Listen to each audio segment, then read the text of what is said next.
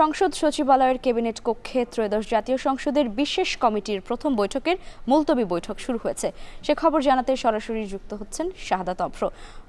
133টি অধ্যাদেশ যে রয়েছে সেগুলো বিল আকারে সংসদে ওঠার বিষয়ে কি জানা গেল?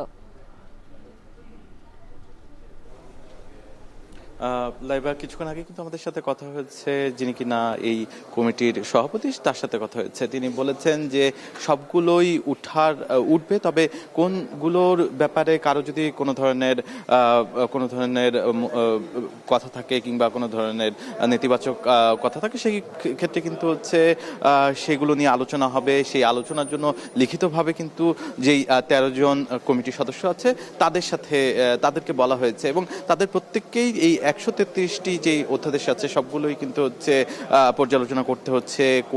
সবগুলো পর্যালোচনা করার পরেই কিন্তু আগামী যেই 2 এপ্রিল, সেই 2 এপ্রিলের মধ্যে এই সবগুলো 133টি যে অধ্যাদেশ রয়েছে, যেগুলো কিনা অন্তর্বর্তী সরকারের সময়ে করা হয়েছিল, সেগুলো কিন্তু পর্যালোচনা করেই সংসদে তোলা হবে।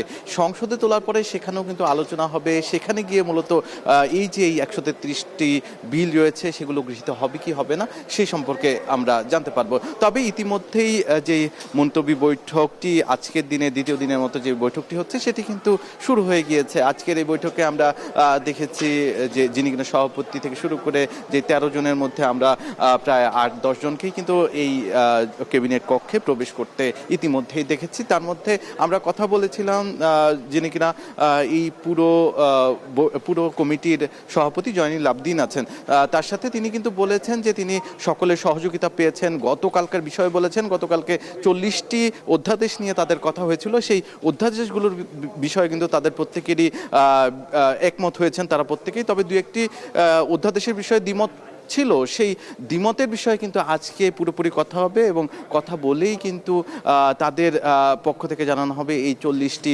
আদতে সংসদে উত্থাপন করা হবে কিনা। তবে ইতিমধ্যেই তিনি জানিয়েছেন 133টি যে বিল রয়েছে সবগুলোই তারা এখন পর্যন্ত মনে করছেন যে সংসদে উত্থাপন করার যোগ্য। এ ছিল আমার কাছে সর্বশেষ লাইভা। সংসদ ভবন থেকে যুক্ত ছিলেন শাহাদাত অভ্র।